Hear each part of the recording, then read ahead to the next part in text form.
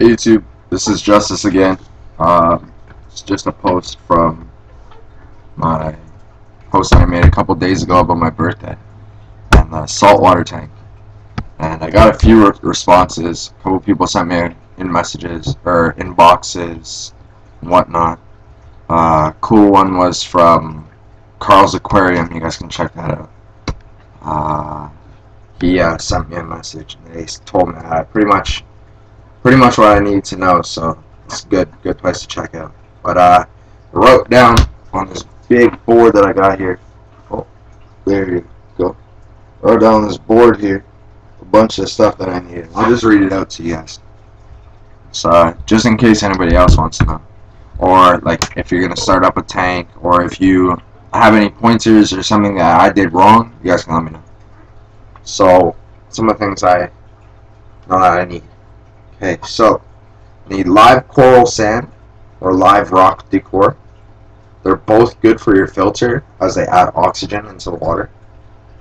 I could either get an external or internal filter. If you have a sump, and there's another thing, but I forgot exactly what it was. You guys can add that on to my comments if you guys would like.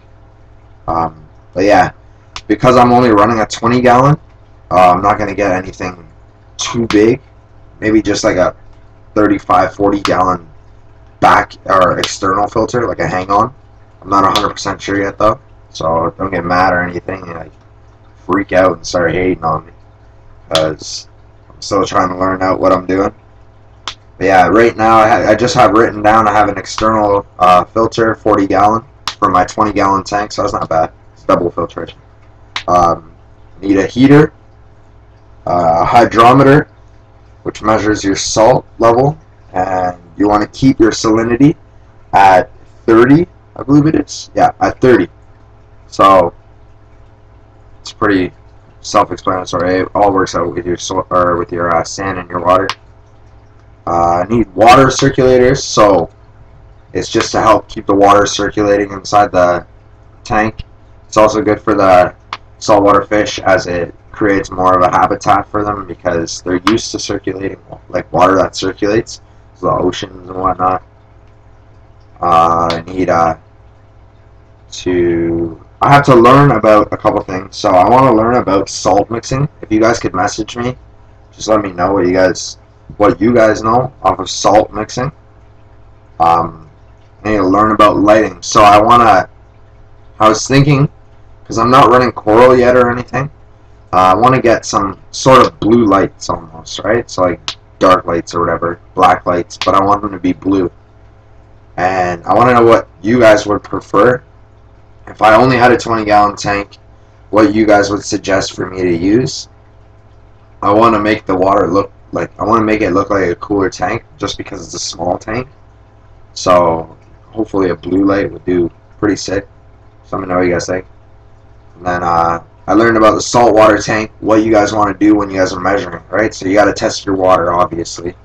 But you want to keep your pH between 8.0 and 8.3. So you want pH inside your tank. You want to keep your nitrites at 0, your ammonia at 0, and your nitrate under 20 ppm. And for me, I'm gonna, just because it's my first tank and I don't want to waste money or ruin anything, I'm gonna test the water for 3 weeks before introducing livestock into my tank. So before I put any fish, any of that, I'm gonna set up my tank. I'm gonna put all the salt water and everything, let it run by itself for 3 weeks, test it every 2 days or every day, just make sure that it's doing good, and then I'm going to start introducing fish at a small amount, so 1 fish at a time, seeing as when fish are introduced into the water, they can bring chemicals in with them, and we don't want that. And I don't want to introduce 5 fish and have all my fish die right away. So yeah, I was thinking about that. So not introducing fish within 3 weeks of setting up the tank. I looked into the fish that I wanted. I got a suggestion on my other video about the clownfish. I'm thinking about I'm not 100% sure yet though. What I wanted to do was to get a clownfish, just a regular original orange clownfish, and a blue tang. I'm not 100% sure yet though, because I know that tangs can grow pretty big, and the tank that I'm getting, I don't know what exactly I want to get, whether I want it to be long, like lengthwise, or height. I don't know what I'm aiming for yet.